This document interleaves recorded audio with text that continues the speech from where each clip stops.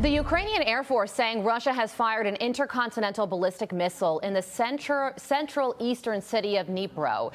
If true, this would be the first known use of these powerful nuclear-capable missiles. And this as the U.S. Embassy in Kyiv has reopened following an urgent warning that Russia might launch a significant air attack on the capital city. Tensions remain high in the region after Ukraine used long-range British missiles and American-made ballistic missiles to strike Russian territory for the first time. President Biden also expanding Ukraine's arsenal by agreeing to give the country anti-personnel landmines.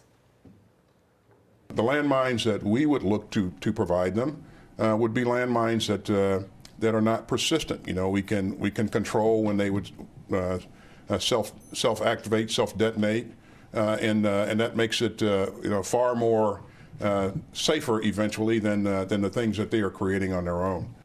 John Ullyot is the former Trump national security aide and author of the new book, The Biden-Harris Betrayal, Weak and Woke on the World Stage. And John joins me now. John, good morning to you. So how big of a deal is this news that Ukraine is saying that Russia has fired an intercontinental ballistic missile for the first time?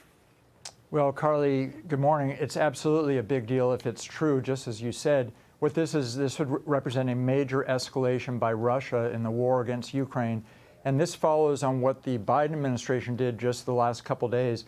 They allowed for attacks, directly long-range attacks, 130, 190 miles, up to 190 miles into the territory of Russia that's never been authorized before. These are U.S. weapons that are now authorized to go directly against Russia. And then also what Lloyd Austin was just saying there about the anti-personnel mines, those have never been given over there, and those are very, very dangerous. Once again, that's a major escalation. So if true, this ICBM that was launched for the first time against Ukraine, this would mean a major escalation, really a response to the provocation that the Biden administration is doing in the last throes. We got 2 months going in this administration. President Trump has said that he's going to ramp this war down. And suddenly, why are we provoking the Russians and then having a tit for tat? Meantime, there's more going on in Iran that we can talk about, but we're on the verge of World War III in 2 locations on the Biden-Harris watch, and it's coming in the last 2 months before President Trump gets in office, and this is outrageous. Okay, so also Vladimir Putin just lowered the threshold for the country to be allowed to use nuclear weapons. Their current stance is essentially they could use nuclear weapons if they're attacked at any time. So where do you think all of this is going?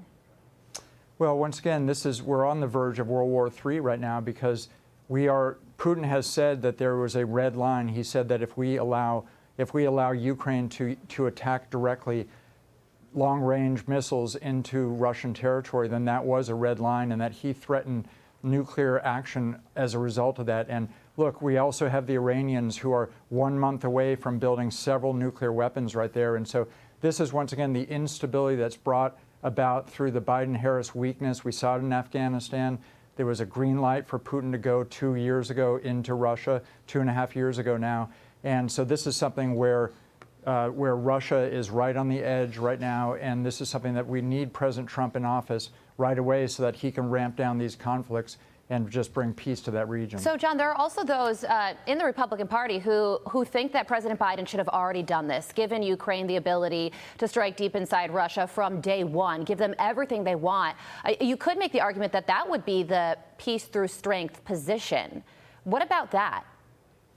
Well, it's not the case because, once again, this is something where President Putin is ready to negotiate because he knows for a long time that this is a position that President Trump has had and that he will, as a deal maker, he's the art of the deal and he'll be able to push both sides together.